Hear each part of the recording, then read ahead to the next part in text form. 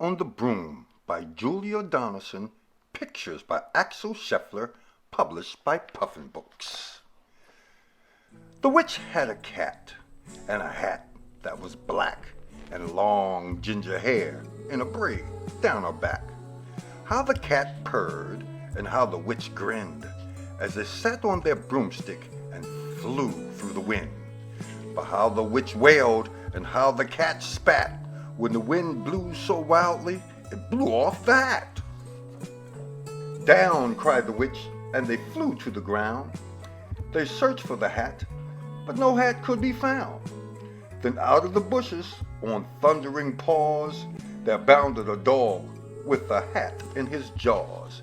He dropped it politely, then eagerly said, as the witch pulled the hat firmly down on her head, "I am a dog, as keen as can be.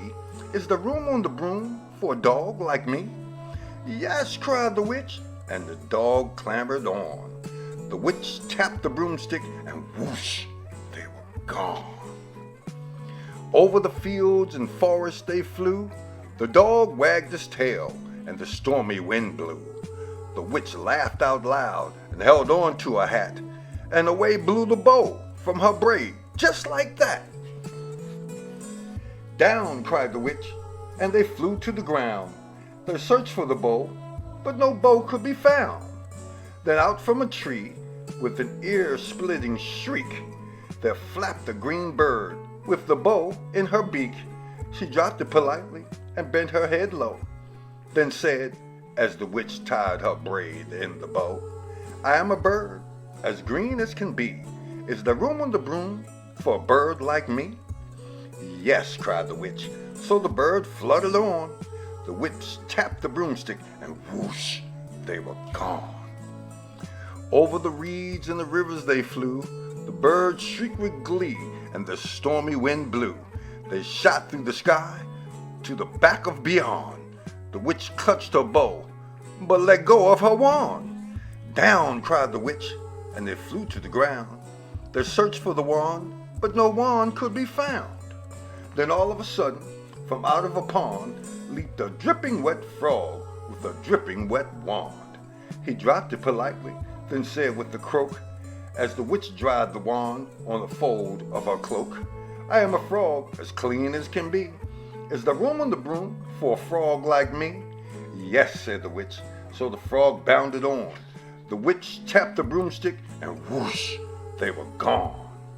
Over the moors and the mountains they flew.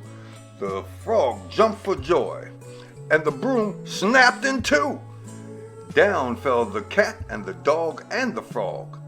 Down they went tumbling into a bog. The witch's half broomstick flew into a cloud, and the witch heard a roar that was scary and loud. "I am a dragon, as mean as can be, and which with French fries tastes delicious to me." "No," cried the witch, flying higher and higher. The dragon flew after her, breathing out fire. "Help!" cried the witch, flying down to the ground. She looked all around, but no help could be found. The dragon drew near, with a glint in his eyes, and said, "Just this once, I'll have witch without fries." But just as he planned to begin on his feast, from out of a ditch rose a horrible beast. It was tall, dark, and sticky, and feathered and furred. It had 4 frightful heads. It had wings like a bird. And its terrible voice, when it started to speak, was a yowl and a growl and a croak and a shriek.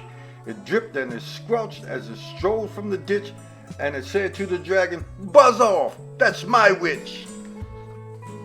The dragon drew back and he started to shake. "I'm sorry," he sputtered. I made a mistake. It's nice to have met you, but now I must fly." And he spread out his wings and was off through the sky. Then down flew the bird, and down jumped the frog. Down climbed the cat, and phew, said the dog. "And thank you, oh thank you," the grateful witch cried. "Without you, I'd be in the dragon's inside." Then she filled up her cauldron and said with a grin, "Find something, everyone, throw something in." So the frog found a lily, the cat found a cone, the bird found a twig, and the dog found a bone. They threw them all in, and the witch stirred them well. And while she was stirring, she muttered a spell. Iggity, ziggity, zaggity, zoom! Then out rose a truly magnificent broom, with seats for the witch and the cat and the dog, a nest for the bird and a pool for the frog. Yes, cried the witch, and they all clambered on. The whips tapped the broomstick, and whoosh, they were gone.